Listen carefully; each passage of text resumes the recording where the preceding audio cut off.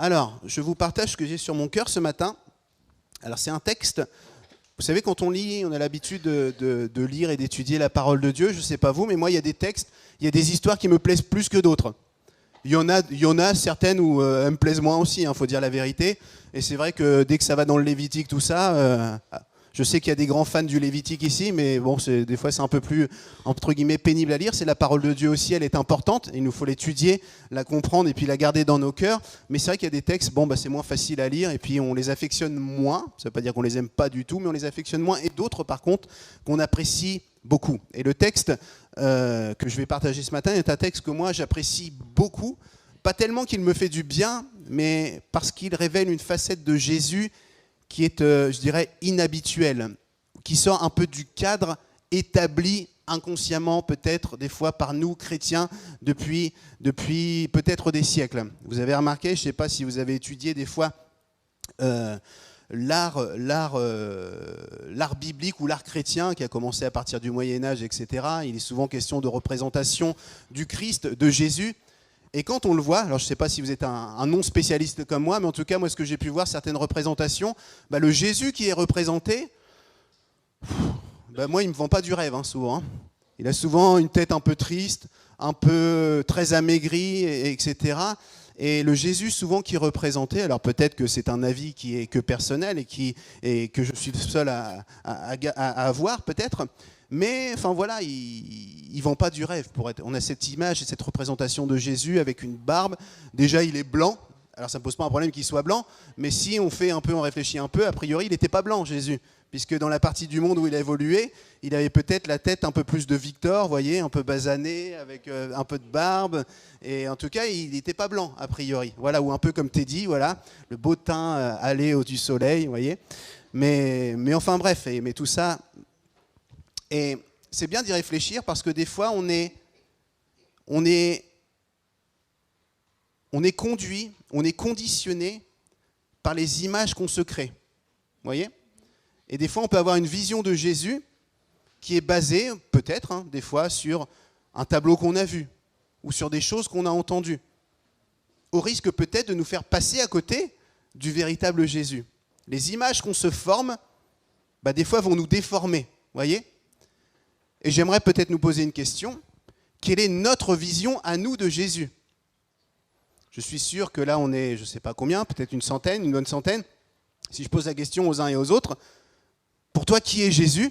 Quelle est la facette de Jésus qui t'est la plus proche, que tu choisis de garder le plus dans ta relation avec lui ? Certains diront, moi, j'ai une vision de Jésus ou de Dieu qui est très saint. Et il est saint, il est même 3 fois saint. Il est intouchable parce qu'il est Dieu. Et ce qui serait vrai. D'autres diraient, moi, la vision de Jésus que j'ai, c'est un Jésus qui aime tout le monde. Il est un Dieu de grâce. Et ce qui est vrai. Il est presque, excusez-moi l'expression, un papa gâteau. Ou d'autres diront, moi, j'ai la vision d'un Dieu qui est juste, mais qui est très dur. Et qui regarde tout ce que je fais. Et que si je ne fais pas bien quelque chose, il risque de me faire passer un sale quart d'heure.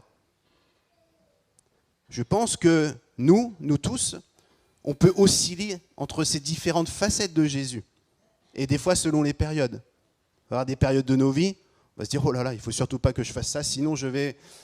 Et des fois, on va être un peu plus léger. Et en tout cas, en fonction de l'image qu'on a de Dieu, on va avoir une vie qui correspond à l'image qu'on s'est forgée. Ainsi, ceux qui ont une vision d'un Dieu très dur, il est fort probable qu'ils vont développer un style de vie très légaliste avec eux-mêmes.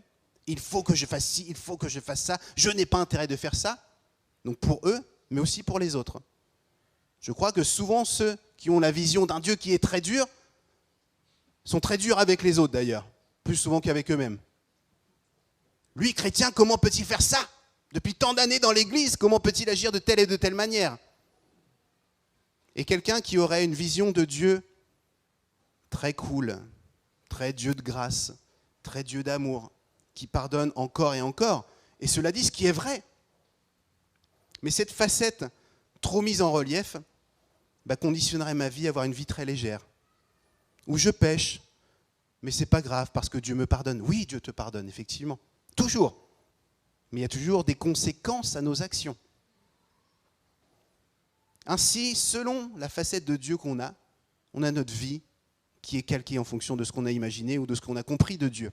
Alors, notre responsabilité de chrétien, je crois, c'est d'essayer de saisir toutes les facettes de Jésus. Parce que j'en ai cité à peu près 3, mais il y en a bien plus que cela. Et le texte que nous allons lire ce matin révèle une facette de Jésus qui est inhabituelle. Alors je disais, c'est un texte que j'aime bien, c'est un texte sur lequel j'ai déjà prêché, mais c'est un texte sur lequel, je crois, le Seigneur veut nous encourager à réfléchir pour peut-être dépoussiérer un peu notre image du Jésus qu'on s'est des fois forgé et qui est loin d'être le véritable Jésus. Bien entendu, Dieu est un Dieu de grâce et les années, les relations avec lui nous aident à nous rapprocher de qui il est. Vous savez, quand vous vivez avec quelqu'un, au début, quand vous commencez à vous marier, vous ne connaissez pas la personne. Tout est beau, tout est génial. Et puis au fur et à mesure que vous vieillissez avec elle, tout est toujours beau, tout est toujours génial, mais c'est un peu différent. Parce qu'on connaît la personne. On sait que tel mot, ça veut dire telle chose. Ou des fois on ne sait pas, mais on sait que voilà, on n'a pas compris, vous voyez. Et c'est un peu la même chose, la relation qu'on a avec Dieu. Au fur et à mesure de notre croissance, Dieu va se révéler comme le Dieu qui est. Et c'est pour ça que nous devons chercher sa face, chercher conseil dans sa parole, et il se révèle au travers de sa parole. Et c'est ce que nous allons voir ce matin. Alors je vous propose de prendre un texte qu'on trouve dans Marc, chapitre 11. Et ce texte est bien connu, vous allez voir que c'est certainement un texte que vous avez lu plusieurs fois. Mais peut-être des fois dans les textes qu'on connaît le mieux, c'est sur cela qu'on évite de réfléchir le plus. On pense que c'est ça et c'est pas autre chose. Moi, ça m'est arrivé des fois de lire des textes pendant des années et un jour, je bloque, je me dis, mais en fait, j'avais compris ça. Mais peut-être qu'il y a autre chose derrière. Alors, Marc 11, et on va lire à partir du verset 15. Le texte nous dit, ils arrivèrent à Jérusalem. Jésus entra dans la cour du temple et se mit à en chasser les marchands qui s'étaient installés dans l'enceinte sacrée, ainsi que leurs clients. Il renversait les comptoirs des changeurs d'argent, ainsi que les chaises des marchands de pigeons. Il ne laissa personne transporter des marchandises dans l'enceinte du temple. Puis, s'adressant à tous, il les enseigna en disant, « N'est-il pas écrit, on appellera ma maison une maison de prière pour tous les peuples ? Mais vous en avez fait un repère de brigands. » Les chefs des prêtres et les spécialistes de la loi apprirent ce qui s'était passé et ils cherchèrent un moyen de le faire mourir. En effet, ils craignaient son influence, car son enseignement faisait une vive impression sur la foule. Le soir venu, Jésus et ses disciples quittèrent la ville. Amen. Il est question de Jésus qui entre dans le temple et qui chasse les marchands, les changeurs d'argent. Et l'impression qu'on peut avoir en lisant ce texte-là, c'est que c'est quelque chose qui arrive comme ça. Moi, j'ai souvent lu auparavant, parce que moi, j'ai grandi dans l'église, donc à l'école du dimanche, comme disent les anciens, ou au dynamos de l'époque des années 80.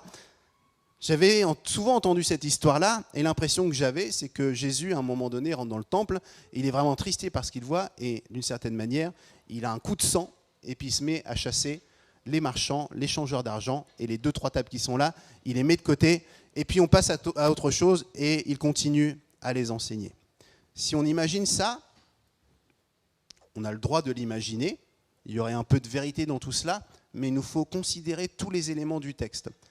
Est-ce que Jésus s'est mis en colère comme moi je pourrais me mettre en colère? Il y en a qui se mettent en colère des fois? Mais en tout cas, on peut vite s'énerver pour un oui, pour un non, avoir un coup de sang. Et puis, je dirais, le problème, c'est pas de s'énerver, c'est comment est-ce qu'on gère sa colère, etc. Alors, est-ce que Jésus a le même type de réaction que moi j'aurais pu avoir? C'est pas sûr. Parce que comme on le sait, la Bible s'explique par elle-même et la parole de Dieu nous révèle Jésus. Et il nous faut prendre toutes les étapes du texte. Vous avez remarqué que des fois, nous, pas dans notre église, parce que nous, on est une super église, amen, alléluia, que Jésus bâtit et construit. Mais dans certains milieux, on prend un verset et on en fait tout un enseignement. On a oublié tout ce qui est autour. Et ça, c'est problématique. Pour comprendre un texte, il faut comprendre le contexte et puis il faut lire tout le texte. En tout cas, tout ce qui nous est dit, il faut le considérer et c'est le cas. Et si on revient un petit peu avant la lecture que j'ai faite à cet instant, donc Marc 11 à partir du verset 7 par exemple, on nous raconte ce qui se passe avant cette étape-là. Et il est dit, ils amenèrent l'ânon à Jésus et posèrent leur manteau sur son dos. Et Jésus s'assit dessus. beaucoup de gens étendirent leurs manteaux sur le chemin, d'autres des branches vertes coupées dans les champs. La foule de la tête à la fin du cortège criait « Hosanna ! Béni soit celui qui vient de la part du Seigneur. Béni soit le royaume qui vient, le royaume de David, notre Père. Hosanna à Dieu au plus haut des cieux. » Ça, c'est ce qui se passe avant l'histoire que j'ai lue. D'une certaine manière, la foule est en train de rendre un culte à Jésus. Ce qu'on a fait il y a quelques instants. Par nos louanges, par nos chants. Ce matin, on n'a pas chanté Hosanna. On aurait pu. Hosanna, Hosanna. On aurait pu faire ça. Et Jésus est là, il est attentif. Jésus est pleinement homme, pleinement Dieu. Certainement que sa partie pleinement homme a été flattée par ça. Il s'est dit, je suis accueilli. Enfin, ils reconnaissent qui je suis. Enfin, ils comprennent ce qu'il va se passer. Mais il est pleinement Dieu, conduit par Dieu. Et rien de ses actions n'est animé par une pensée humaine. Tout ce qu'il fait, il le reçoit directement de la relation qu'il a avec Dieu. Alors, il voit plus loin que nous. Il entend les paroles, il entend les louanges, il voit les proclamations et peut-être les attitudes des uns et des autres et tous les gestes. Ça devait être super beau et super impressionnant. Et la suite du texte nous montre, verset d'après, le verset 11, une fois qu'il a entendu tout ça, une fois entré dans Jérusalem, Jésus se rendit au temple et observa attentivement tout ce qui s'y passait. Ensuite, comme il se faisait déjà tard, il quitta la ville avec les 12 pour se rendre à Béthanie. La suite, c'est ce que j'ai lu en premier. Il est acclamé par la foule, on dit « Hosanna, gloire à celui qui vient ». Et j'ai l'impression que Jésus, intérieurement, se dit « Ok, j'entends les voix, j'entends les proclamations, j'entends les louanges, mais je vais aller voir ce qui en est véritablement. » Et il va voir ce qui se passe dans le temple. Alors le temple, pour nous, ça évoque moins de choses que pour les habitants de l'époque. Mais le temple, à cette époque-là, c'est là où Dieu révèle sa présence.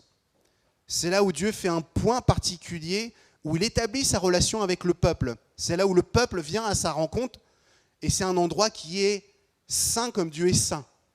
On y va avec la plus grande attention.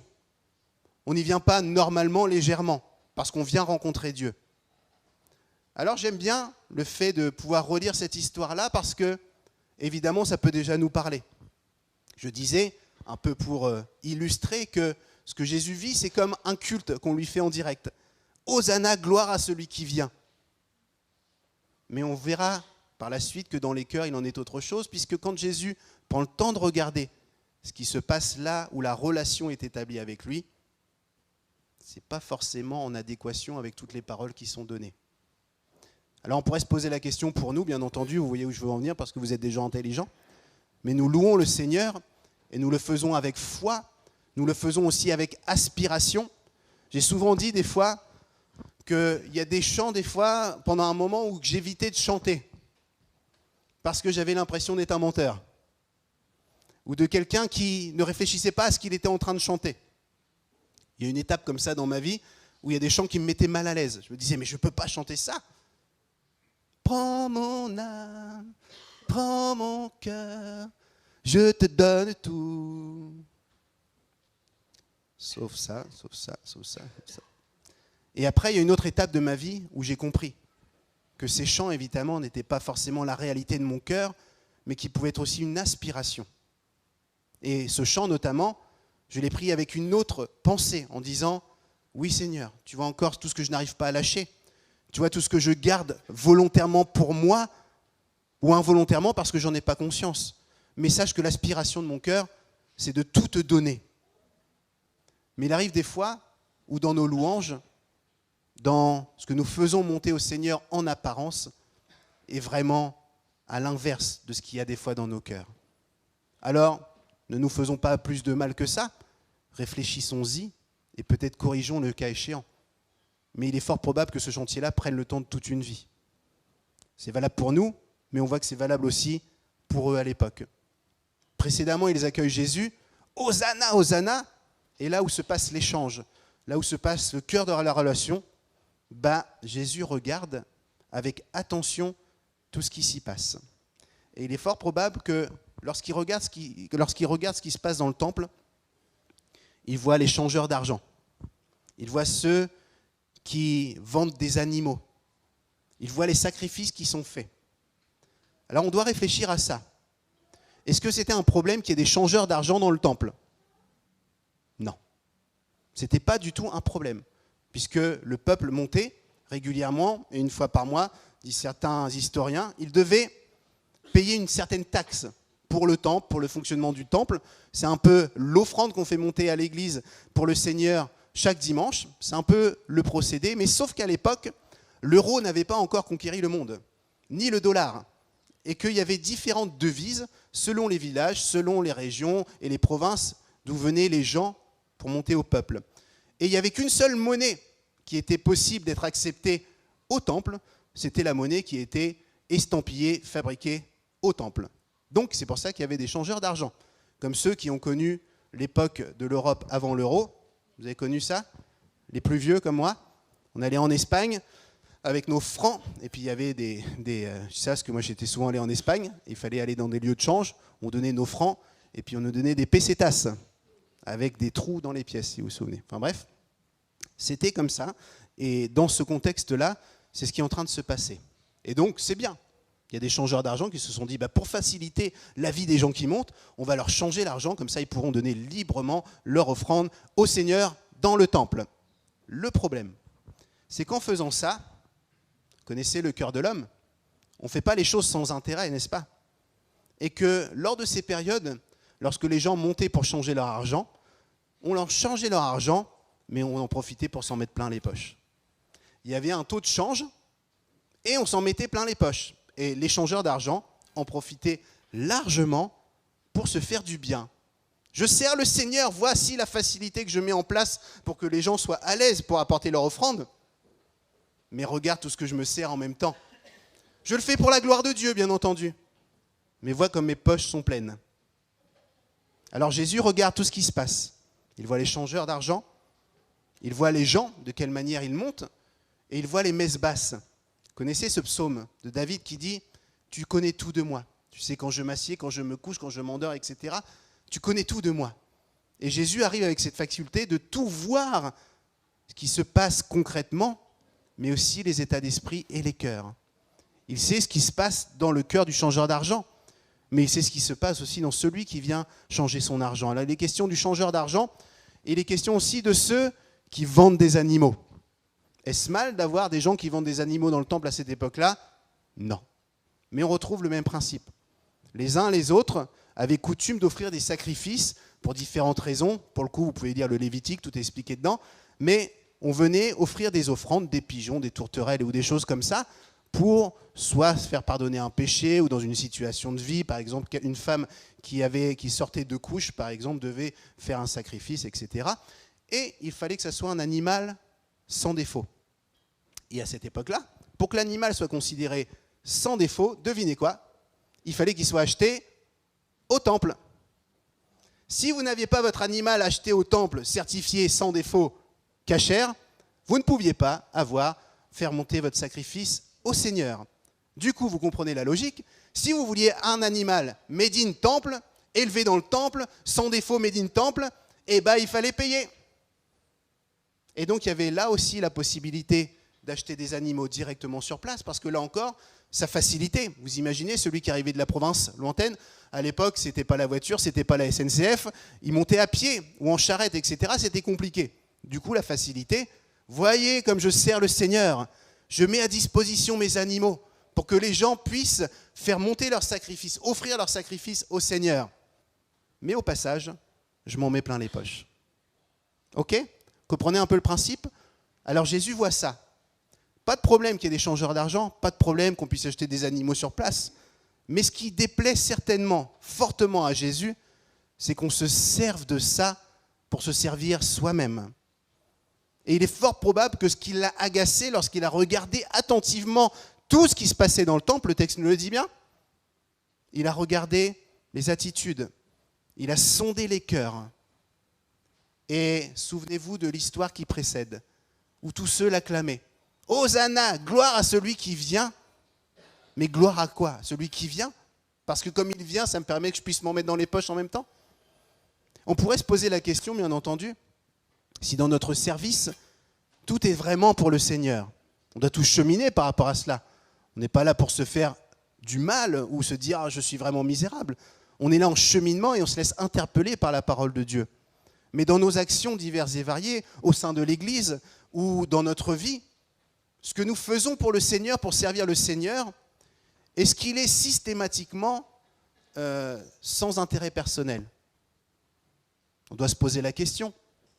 Ne nous faisons pas de mal. Je pense que souvent, oui. On fait les choses parce qu'on peut y trouver un intérêt personnel. On pourrait se poser la question, si dans mon service, dans ce que je fais et je déclare faire pour le Seigneur, s'il n'y a pas un intérêt personnel qui est prioritaire, en fait, à celui de Dieu. On a tous galéré dans nos vies, je pense.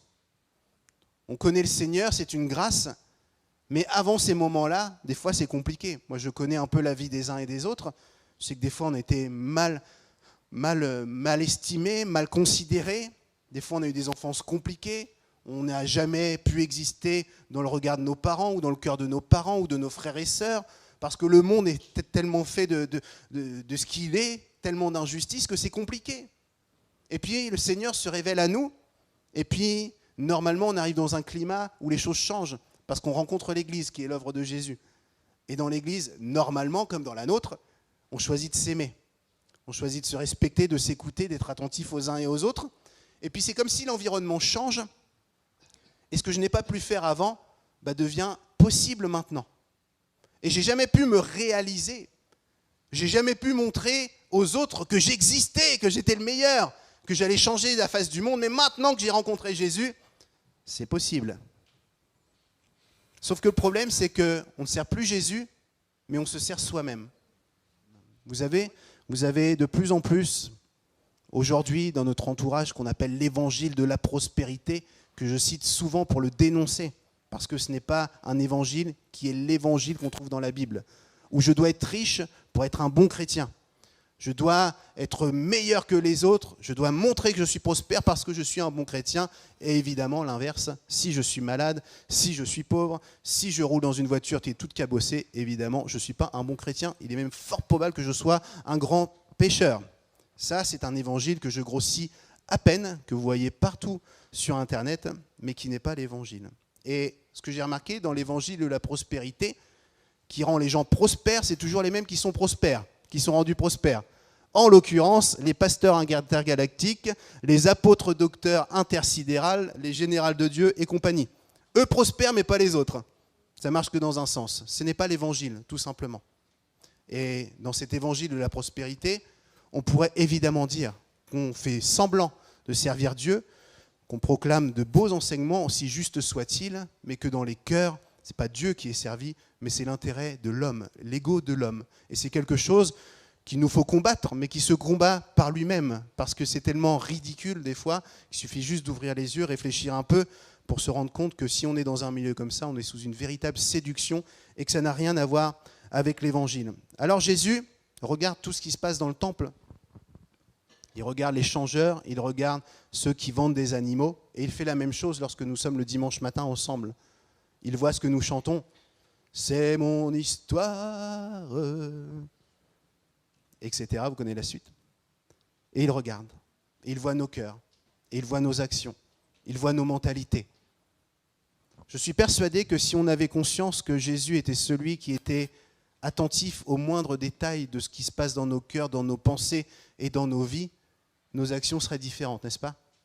On s'en rappelle de temps en temps, et c'est bien de se le rappeler, mais toujours, on fait comme s'il ne nous regardait pas. Et on a besoin de réaliser ça.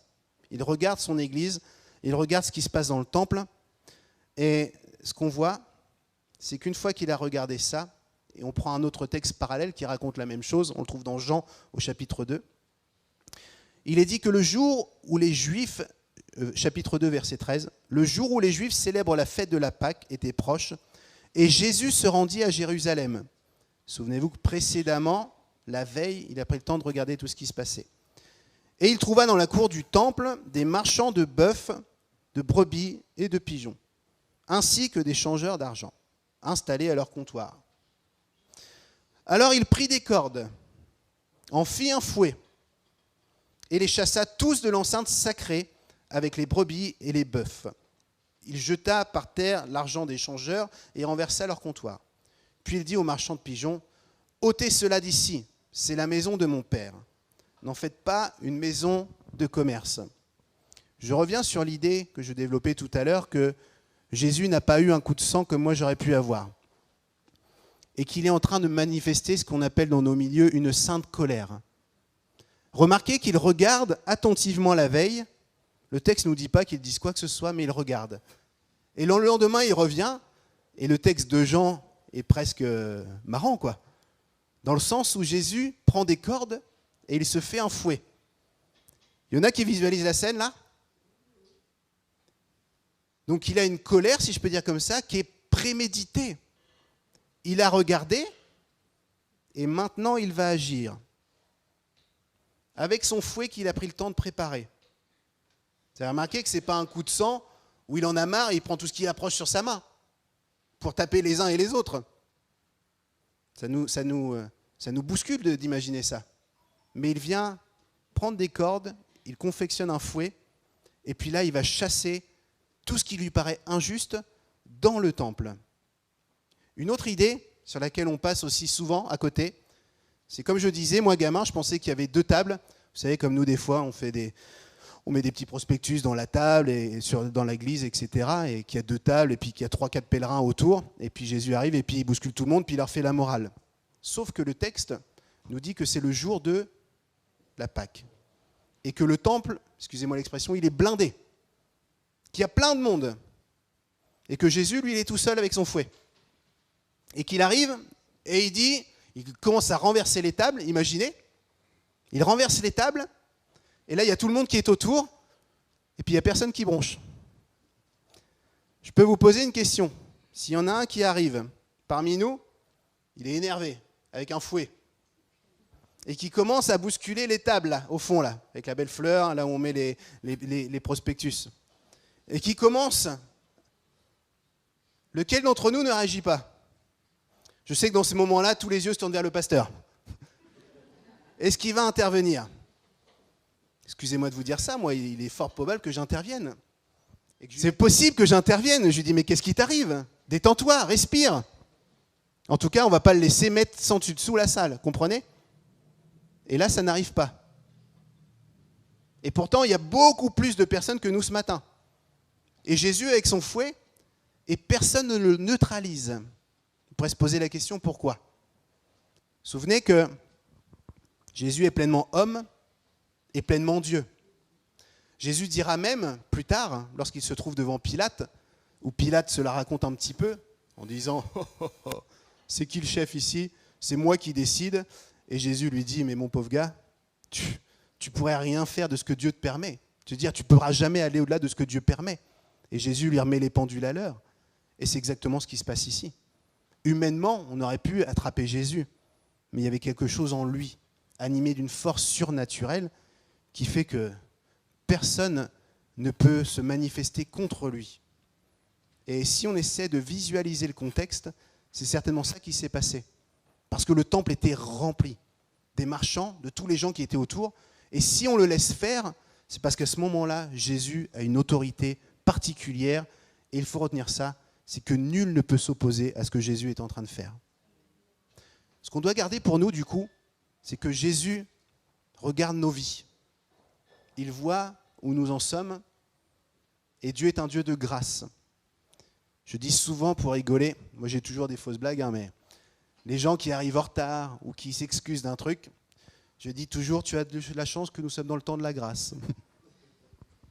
Et c'est vrai, je le crois. Le temps de la grâce est en action pour chacun de nous, jusqu'à ce qu'il ne soit plus, à titre collectif ou aussi à titre personnel.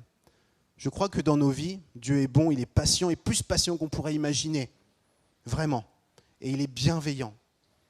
On pourrait toujours donner l'exemple de nous par rapport à nos enfants. Des fois, ils nous fatiguent, ça arrive, mais on continue de les aimer. On continue d'être bienveillant, de vouloir le meilleur pour eux. Et Dieu, à plus forte raison, exerce le même amour, mais encore plus grand, comprenez ?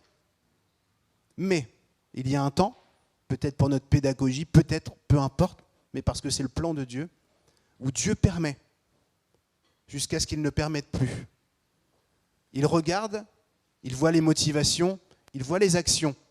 Et à un moment donné, il dit stop, c'est terminé. C'est quelque chose qui nous fait froid dans le dos, mais on ne prêcherait pas l'évangile véritable si on ne parlait pas de ça non plus. Je crois que Dieu est un Dieu de grâce, véritablement, qu'il est un Dieu d'amour, qu'il est patient, et que malgré nos chutes, nos rechutes, nos re-rechutes, il continue de nous pardonner encore et encore, jusqu'à un temps que lui seul connaît, avec les raisons que lui seul connaît, où il dit stop. Je l'ai vu souvent, en tant que pasteur, en tant qu'accompagnant, dans la vie des uns et des autres. On ne peut pas se jouer de Dieu au final. On peut faire semblant, on peut tromper tout le monde, même dans l'église. Je pourrais vous donner des histoires, vous citer des noms. Et ce que je retiens, c'est que quand Dieu commence à agir, quelle que soit la manière dont il agit, personne ne peut l'arrêter. C'est le cas dans le temple et c'est aussi le cas dans nos vies. Il y a cette histoire qu'on donne souvent en parallèle avec le temps de la grâce où Dieu parle à Noé et lui dit « construis cette arche ». Et pendant que tu construis cette arche, préviens tout le monde. Dis-leur qu'il va se passer quelque chose, dis-leur qu'ils peuvent monter avec toi, annonce-leur que je vais agir, etc., etc.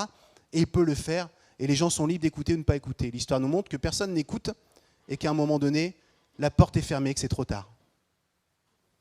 N'imaginons pas aujourd'hui, dans notre christianisme du XXIe siècle, qu'il n'en sera pas comme ça aujourd'hui, pour nos vies et aussi à titre personnel. Il a regardé tout ce qui se passait dans le temple et il a décidé que c'était insupportable et qu'il fallait agir et il a remis de l'ordre en chassant les marchands, en chassant les changeurs d'argent. Et ce qu'on peut se dire, c'est que quand Dieu intervient aussi dans nos vies, combien même le ferait-il d'une manière un peu à nous secouer, il ne le fait jamais pour nous détruire, mais il le fait pour nous reprendre et remettre de l'ordre dans nos vies. C'est ce que je retiens dans cette histoire, et puis ce que je retiens pour terminer, c'est que quand Dieu nous reprend, quand Dieu nous met face à la vérité, face à la lumière, il y a deux façons d'agir, au moins deux. Soit de dire « Ok Seigneur, je te demande pardon et je change d'attitude. J'ai œuvré pour me servir moi-même, par exemple. Et je te demande ta grâce parce que c'est quelque chose que je combats. C'est quelque chose qui me fait du mal, je le sais, mais j'arrive pas. Chasser le naturel, il revient au galop. Et je souligne que 100% d'entre nous ont besoin de mettre des coups de dépoussiérage dans nos attitudes. Et en disant ça, il n'y a pas d'accusation, c'est juste une réalité. Nous sommes dans notre humanité et c'est difficile de mettre notre chair à mort. Deux attitudes. Soit je demande pardon au Seigneur, j'ai mal agi, je te demande pardon et j'ai encore besoin de ta grâce, continue de me reprendre. Ou alors de dire, ah ouais, pour qui il se prend celui-là? Ah ouais, il vient me casser mon business. Il vient me casser mes affaires.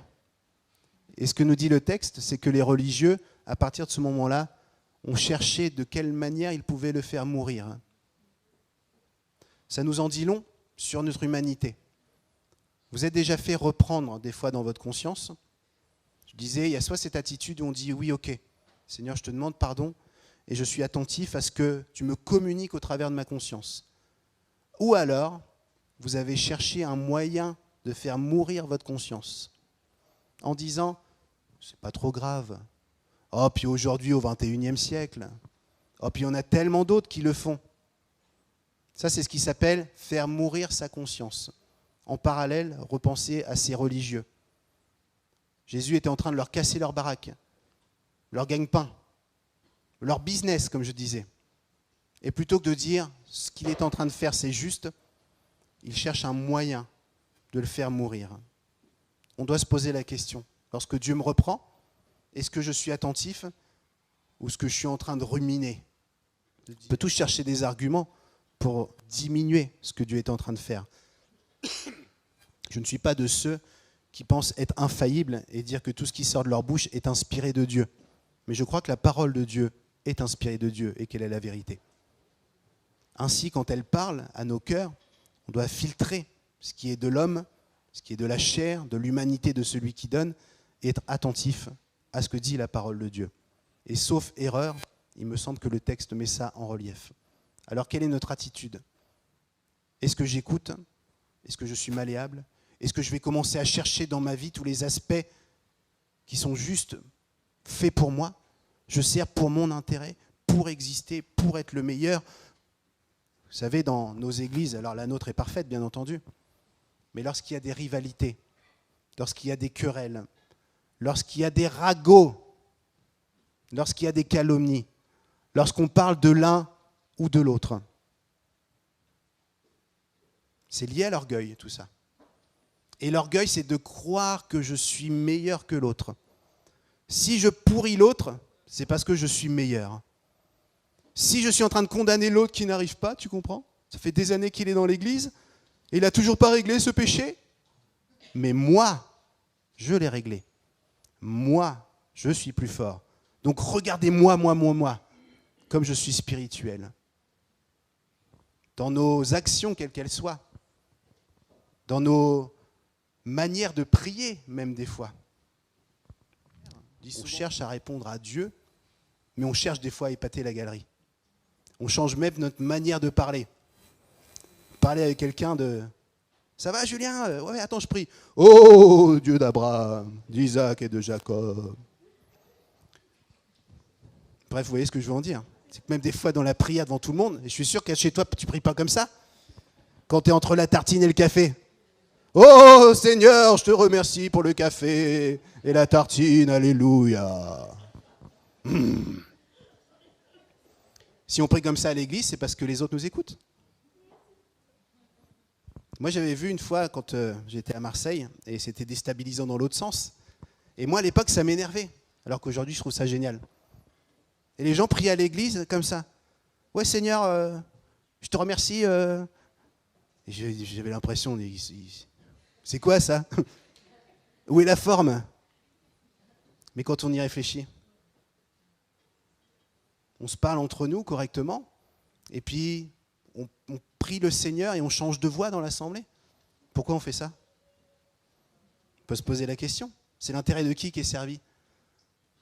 Parce qu'on attend en priant comme ça, les frères et sœurs, oh, lui quand il prie, ça ouvre le ciel sur la terre. Quel être spirituel! Quelle chance avons-nous d'avoir ce frère et cette sœur dans notre communauté? Et la vérité, c'est que les frères ne pensent pas ça du tout. Vous savez ce qu'ils pensent? Oh, ça y est, il se la raconte encore, lui. Les frères et sœurs sont en train de dire ah, pourquoi il change de voix, lui, encore? Il n'a pas compris que personne n'est dupe. Tout le monde sait que ce n'est pas sa vraie voix. Bon, bref, je ferme la parenthèse. Pourquoi est-ce qu'on ne gagnerait pas en naturel? Pourquoi est-ce qu'on fait tout un salamalek comme ça? C'est des questions à se poser. Parce qu'on cherche à exister, on cherche à se réaliser, on cherche inconsciemment à être mieux que l'autre. Oh, j'ai une super idée dans l'église, à partir de maintenant, suivez-moi, on va faire telle et telle chose. Parce que moi, j'ai compris ce que le Seigneur m'a dit. Pendant tout un temps, j'étais dans une église que je n'aimerais pas, mais c'était la même chose avec le jeûne. À tour de rôle, chacun faisait sa semaine de jeûne et prière tout seul. Mais il fallait évidemment en parler à personne, mais tout le monde le savait. Et on savait qu'une fois ce rite initiatique, la personne dans l'église allait être gradée, voyez-vous, parce qu'elle avait fait une semaine de jeûne et de prière. Pour la gloire de Dieu, bien entendu. Je pourrais vous en donner des listes comme ça pendant des heures. Parce que nous, évangéliques, évidemment, on fustige la religion, on tire à boulet rouge sur toutes les autres religions que la religion évangélique. Et pourtant, on est souvent bourré de choses mystiques un peu comme ça, où on cherche notre intérêt. On a des traditions, on a des manières de faire, et il faut en avoir conscience, il faut en parler, il ne faut pas se mentir. Alors Jésus nous regarde, Jésus voit nos actions, et on peut se poser la question, quelle serait sa réaction? Ne nous posons pas plus la question que ça, on sait que certainement, il nous dirait, il faut corriger ça. Essaie de ne pas marcher, essaie de ne pas te servir, essaie de me servir moi en premier. 100% d'entre nous sommes concernés, notre communauté est concernée. Le Seigneur nous regarde, et il nous fait grâce de nous dire, il y a autre chose. Il y a autre chose que j'ai prévu pour vous. Il y a des choses plus grandes qui vont me glorifier moi, où vous serez aussi bénéficiaire, aussi participant. Mais quand vous me servirez moi et moi seul. Qui est-ce que je sers quand je viens à l'église?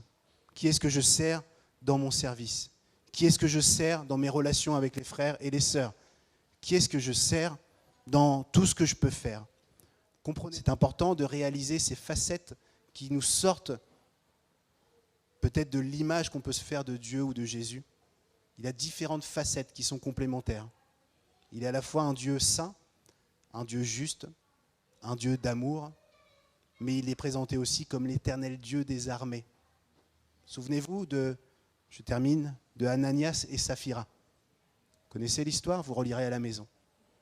Ils sont dans un temps propice où Dieu diffuse l'action de son esprit avec grandeur, et puis voilà qu'ils veulent servir leur intérêt. Ils veulent exister dans le regard de l'apôtre qui est leur interlocuteur. Ils veulent faire croire qu'ils sont comme les autres, alors que personne ne leur demande. Et à un moment donné, Dieu dit stop. Et la suite de l'histoire, vous la connaissez. Dieu est un Dieu d'amour, il nous aime, il voit nos vies. Et à un moment donné, on devra lui rendre des comptes. Gardons tout ça, pas pour frémir, mais pour renouveler notre relation avec Dieu. J'apprécie ton amour, Seigneur Jésus, j'apprécie ta grâce, mais je veux apprécier aussi que tu n'es pas n'importe qui et que je ne dois pas faire n'importe quoi. Je veux être attentif à ta moindre volonté, pas devenir un religieux, quelqu'un qui craint Dieu, mais quelqu'un qui a la crainte de Dieu, un juste respect et un honneur pour Dieu, dans ses paroles, mais aussi dans ses actions. Je veux être quelqu'un qui sert plus Dieu que soi-même. Père, je te demande de faire la lumière dans toute ma vie. Seigneur, merci pour ta parole. Elle est la vérité. Elle nous encourage, elle nous reprend. Elle a plusieurs facettes. Elle est cette épée à double tranchant. De la même manière, tu es ce Dieu avec de multiples facettes qui nous est difficile de saisir souvent parce que tu es Dieu. Tu n'es pas un homme à notre échelle. Tu n'es pas notre égal, tu es Dieu, tu es sans égal. Mais merci ce matin de nous interpeller, de nous révéler peut-être une facette qui nous bouscule, mais qui est pourtant une facette qui t'est propre. Fais-nous grâce. Pour ma part, et je crois pour une majorité d'entre nous, si ce n'est la totalité, je ne veux pas être de ces religieux qui cherchent un moyen de te faire mourir ou de faire mourir la voix qui interpelle, la voix de la conscience. Mais je veux être de ceux qui se laissent reprendre, qui sont attentifs et qui corrigent. Père, fais-moi grâce, fais-nous grâce à chacun de nous. Nous voulons entendre, écouter ta voix, mettre de l'ordre et te suivre à nouveau. Merci de ce que tu prends le temps de nous interpeller en tant qu'Église. Garde-nous humbles toujours. Soyons pas trop pleins de nous. Garde-nous humbles et dépendants de toi. Merci pour l'action de ton esprit qui nous accompagne. Continue ton œuvre en chacun de nous. Garde-nous dans nos consciences et dans nos cœurs. Je te remets chacun de nous. Et que la gloire te revienne, Seigneur Jésus. Alléluia. Amen. Amen. Merci Seigneur.